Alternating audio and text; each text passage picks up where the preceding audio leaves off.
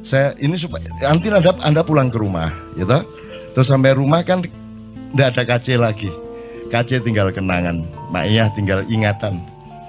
Anda kembali ke masalahmu masing-masing, dengan kegelisahanmu, dengan kegalauanmu masing-masing, ketap-kedip, ya toh? Ngiler melongo, ya toh? Gelisah, waduh iki kok ya apa, ini gimana, ini belum saya bayar, waduh nanti di kerjaan begini, kan gitu. Anda kembali ke masalah masing-masing. Aku bertanya, siapa yang memperhatikan bahwa engkau sedang galau? Apakah Indonesia tahu Anda galau? Apakah negara ini tahu engkau galau? Apakah pemerintah concern terhadap galaumu? Apakah ada ulama-ulama yang ada di dalam file dan kenangan hatinya bahwa umatnya galau? Kamu akan sendirian nanti di rumah masing-masing. Maka kamu harus punya sahabat sejati dalam hidupmu, sehingga dimanapun engkau berada dalam keadaan apapun saja, engkau memiliki teman. Dan siapakah temanmu yang sejati itu? Maka hadiah handphone. Iya, enggak apa-apa, bagus juga. Konek kalau handphone juga terus terpaksa digadekno, ya kan? Tak kasih saran mudo kon ndek kamar iki. Mudo kok delok-delok dhewe raimu.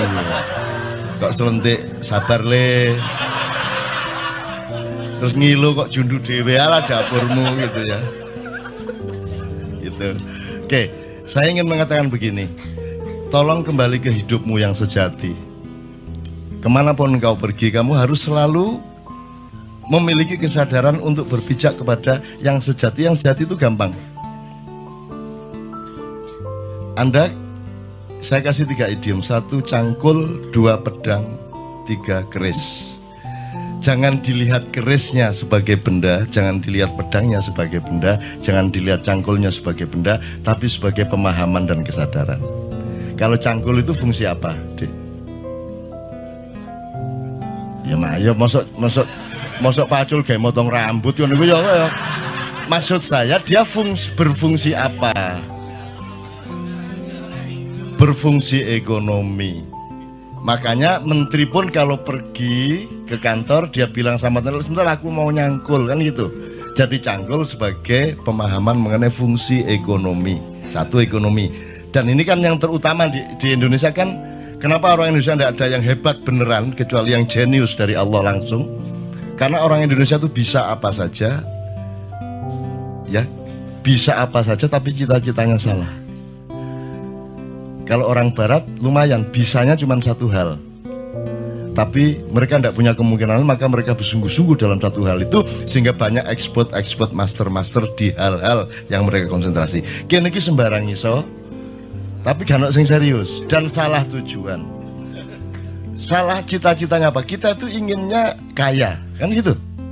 Orang Barat inginnya bahagia. Ini menurut Rawahu Sabrang. Ini saya diceramai Sabrang. Saya diceramai Sabrang tadi malam. Jadi anak saya adalah guru saya dan itu nyata. Kan dulu saya bikin struktur ini, Ustaz. Jadi kenapa Islam, Sabrang juga nih yang ngomong, kenapa Islam pada abad 8 tidak bisa populer, tidak diterima? Karena yang membawa adalah pedagang. Nah, pedagang itu kastanya paling rendah, gitu kan. Tapi ketika Islam yang membawa adalah para syekh, para ulama, para maulana, Maulana Magdum Ibrahim dan seterusnya sampai Sunan Giri, sampai Sunan Kalijogo, semua orang pada masuk Islam karena mereka percaya kepada begawan, mereka percaya kepada panembahan, mereka percaya kepada keris dalam tanda petik ya, nanti tolong diingetin untuk kembali ke keris. Mereka percaya kepada orang mulia, orang yang menjadi pusaka bagi orang banyak, gitu kan. Kemudian sekarang kita terbalik 180 derajat. Yang paling kita utamakan adalah kaya, di bawahnya berkuasa, berkuasa pun untuk kaya, di bawahnya lagi pinter, pinter pun untuk ikut berkuasa supaya kaya. Nomor 4 kuat. Kuat itu punya kekuatan, punya akses, punya kesaktian, punya apa. Itu pun untuk supaya dia ikut berkuasa supaya kaya lagi. Jadi cita-cita kaya. Terus terkenal. Populer. Populer kan nyata bahwa populer itu menerobos seluruh kriteria-kriteria kualitas hidup, sehingga seorang artis seksi itu bisa mencalonkan diri jadi wakil bupati. Jadi tidak ada rasionalitas dan alur nalarnya sama sekali secara politik dan kualitas demokrasi. Pokoknya terkenal di koran, dia bisa nyalonin diri jadi pejabat. Kan ngono. Caleg-caleg anggota DPR kita banyak yang melewati jalur Malang tadi itu. Itu ya. Karena kita sudah terbalik sama sekali, teman-teman sekalian.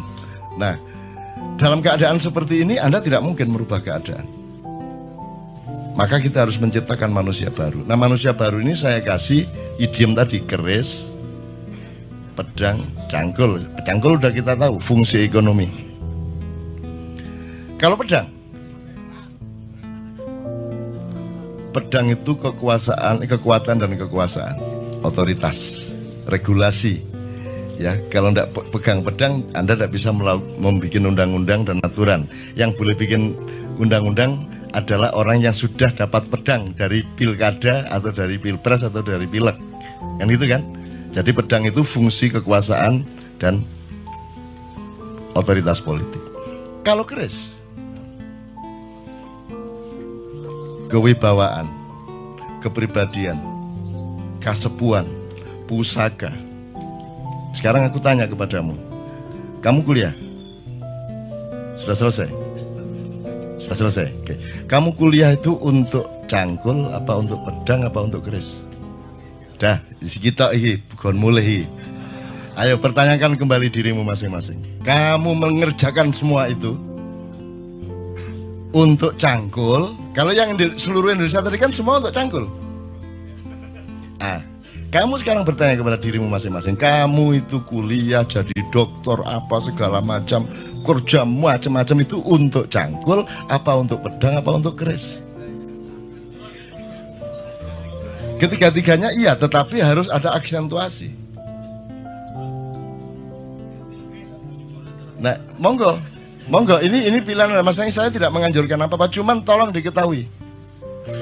Apakah orang yang punya cangkul lihat ke desa-desa pasti punya pedang? Belum tentu punya pedang. Tapi Anda lihat semua orang yang punya pedang pasti punya cangkul. Benar nggak? Jadi kalau kamu semua mengerjakan semua itu untuk cangkul, goblok kamu. Mestinya kamu cari untuk pedang. Karena dengan pedang kamu pasti dapat pedang dan cangkul pasti kena. Gitu loh. Kalau orang punya pedang, punya cangkul, belum tentu punya keris. Tapi kalau orang sudah punya keris, dia pasti punya pedang, dia pasti punya cangkul. Jadi sekarang kamu mau apa? Kalau kamu cari keris, cari pusaka hidup, cari kepribadian hidup, cari integritas kata orang sekarang, ya, yang beneran gitu ya, maka otomatis kamu punya pedang, otomatis kamu punya cangkul. Tapi orang se-Indonesia tadi karena tidak punya keris lagi, ibarat konstitusi itu tidak punya majelis rakyat lagi, yang ada majelis perwakilan rakyat. Ya, kita tidak punya panembahan, tidak punya pusaka, tidak punya. Karena orang sudah tidak mengerti keris.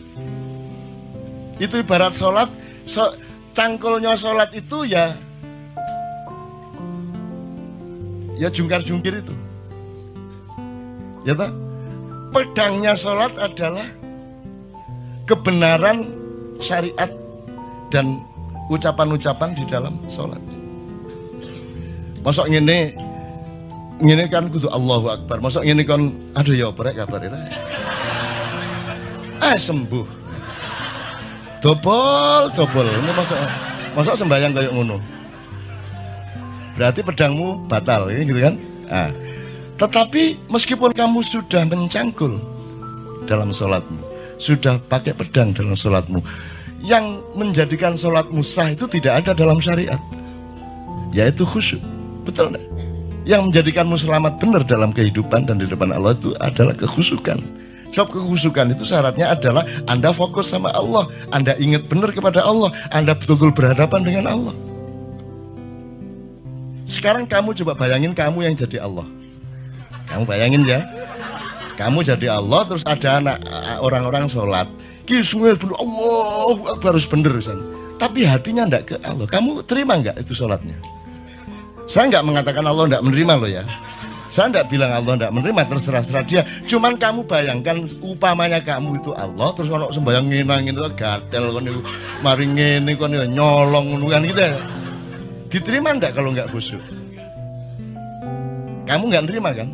Ya, kamu jangan berdebat. Tapi ini Allah pasti dia nggak bisa kamu. Nggak ada orang bisa memastikan Allah nerima ndak nerima. Nggak usah berdebat ini doanya sampai apa tidak. Lo doa sing sampai sing endi? Ya ono, nggak usah diperdebatkan, bodoh gak ruwe kok. Jangan berdebat mengenai doa sampai atau tidak. Jangan berdebat mengenai Allah menerima atau tidak. Jangan berdebat mengenai masuk surga atau masuk neraka. Kon iku besane Gusti Allah ta ya apa? Kapan besanane resepsine di gedung apa kon? Bagaimana kamu bisa menentukan seseorang pasti masuk surga atau pasti masuk neraka, seseorang pasti diterima Allah atau tidak? Bahwa kita yakin, iya. Itulah yang namanya puncak iman. Tetapi kalau kamu disuruh menyatakan bahwa kamu diterima Allah, kamu tidak berani tanda tangan. Itu cuma keyakinan saya. Dan keyakinan kan tidak bisa diapa-apain. Dan itu juga tetap tidak bisa Anda bawa keluar. Itu hanya ada di dalam dirimu. Jadi misalnya sekarang gini, Hendra, siapa Allahmu? Siapa Tuhanmu? Allah. Siapa Nabimu? Muhammad. Ya, kalau teman-teman agama lain punya struktur sendiri gitu ya. Siapa presidenmu?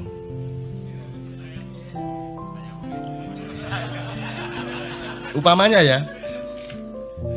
Jadi gini teman sekalian, kalau Allah kamu dapat resiko besar dan tidak mungkin tidak kamu akui. Nabi Muhammad juga begitu. Karena ada alasan rasional, bukan soal korps, bukan soal golongan. Ada asbabun nuzulnya, ada mantiknya, ada semuanya. Tapi kalau selain yang dua itu boleh enggak kamu enggak mengakui? Saiki ditegesno ndek awakmu iku. Jadi kamu sekarang ngakuin enggak yang selain dua tadi itu? Boleh enggak sekarang kamu enggak ngakui? Nah, ya sudah enak toh. Kan boleh kamu enggak mengakui. Jadi dulu enggak usah terlalu pusing juga. Enggak tak akoni kan. Ngono itu repot. Kata di TV gak tak akoni dapurmu kan gitu kan. Kan gitu kan. Kalau dia pas lewat kita kepergok, ya saya nggak akan memperlakukan dia sebagai presiden. Kan begitu. Ya aku liwat sakarepku. Masih ono tuet aku liwat sakarepku kata lapo kon. Aku urip dikai Gusti Allah kok. Mosok ngabekti karo sing wong kabeh ono pantes-pantese kan. Kabeh iki nek gak apik ya pinter, nek gak pinter ya pantes ngono lho. Iki gak kabeh iki opo iki? Ya bojo iku gak pinter gak apa-apa angger ayu, ngono ta? Gak ayu gak apa-apa angger ngabekti kan. Iki gak kabeh. Ya apa pinter gak ngabekti gak ayu gak. Ya apa? Maka bal huwa yakut. Nah, sekarang teman-teman sekalian, kalau ada mutiara di luar dirimu, kamu harus bersyukur kepada Allah. Kalau ada orang yang mengingatkan kamu kepada bahwa dalam hidup ini Allah bikin macam-macam, kadarnya macam-macam. Nabi aja beda-beda kok. Masuk Nabi podo kabeh, terus nanti di surga haknya sama. Ya beda. Ada yang kekasihnya Allah, ada yang sahabat karibnya Allah, ada yang juru bicaranya Allah, ada yang sembelihannya Allah. Kan gitu. Ismail sembilannya Allah. Terus rumah kamu juga enggak ngerasain deh jadi Ibrahim. Bayangin kamu jadi Ibrahim, disuruh Allah nyembelih anaknya, itu gimana rasanya coba? Kamu tenang-tenang aja. Terus kamu pikir Ibrahim enggak mencoba bereaksi gitu? Terus ya ikhlas ya Allah, ya enggak lah. Jadi Ibrahim itu ya pergi ke hutan. Dia itu kan semua kan tidak untuk kepentingan Allah. Emang ada Allah punya kepentingan. Jadi kalau Allah menyuruhmu sesuatu, itu kan untukmu, untuk melindungimu, untuk pemahamanmu, bukan untuk dia. Gak padaan Gusti Allah kon gak sembahyang. Jadi itu untuk supaya ada, karena umatnya Nabi Ibrahim itu orang yang sudah terlanjur menyembah Tuhan yang sebelumnya, kepercayaan yang sebelumnya, yang apa namanya, tradisinya berbeda dengan yang ditawarkan oleh Nabi Ibrahim. Nah, untuk merubah tradisi dan meyakinkan mereka kepada tradisi baru itu harus ada praktek ikhlas membunuh anak itu. Jadi Nabi Ibrahim yo jane yo gak kuat rek, matane wong ngaplok arek gak kuat ya. Dadi dhek nang alas naik gunung sama Ismail sama bawa kambing. Itu nanti wis melayu. Wah, akhirnya dia sembelih kambingnya, terus dia turun membawa kambing. Ini loh kalau Allahku, katanya, kata Ibrahim Barak, ini loh kalau Allahku menyuruh sesuatu itu bukan karena kejam kepada kita, bukan karena minta ditaati. Sesungguhnya semua perintahnya karena sayang kepada kita. Aku disuruh menyembelih anakku, tapi buktinya anakku tidak tersembelih, kambing malah dikasih oleh Allah. Ngono, kerja itu kolusi antara Allah sama Ibrahim. Terus tenang aja. Kamu nanti saya bukain macam-macam, bantah semua nanti kamu. Mosok cak lu, kamu pikir Rasulullah aja manusia biasa kan? Semua itu kan enggak kok terus semua itu sudah hebat sejak awal, ya enggak. Nabi Nuh aja istrinya dia enggak bisa dakwahi kok. Anaknya Nabi Nuh sendiri kafir kok. Kamu bisa bayangkan kalau seorang nabi istrinya sendiri tidak ikut suaminya, anak itu kan, bayangin rumah tangganya bagaimana, bayangin masyarakatnya bagaimana. Sekarang kita ini anak kita satu nakal aja udah pusing, gak karu-karuan kok. Bayangin ada nabi, rasul lagi yang istrinya tidak taat, anaknya tidak taat. Kamu bisa bayangin keluarga ini gak sakinah toh. Gitu loh. Jadi kamu juga jangan terlalu pusing, karena Allah sudah kasih jurisprudensi apa saja ada. Kalau kamu mengalami kesulitan apa-apa, tinggal cari jurisprudensi apa. Wah, ini cocok iki Nabi Yunus iki aku iki. Nabi Yunus iki cocok. Kalau kamu mengacu kepada contoh-contoh kejadian yang sudah Allah paparkan, kalau kamu menemukan itu, selesai. Kamu akan mentertawakan dirimu, ngene kok galau, gak masalah. Ini buahnya, kalau saya buka Anda bingung nanti. Buahnya Rasulullah, misalnya Rasulullah pernah mengganjal perutnya dengan batu supaya tidak lapar. Orang tidak mikir ya Aisyah ganjel batu tagak. Orang tidak pernah mikir tak?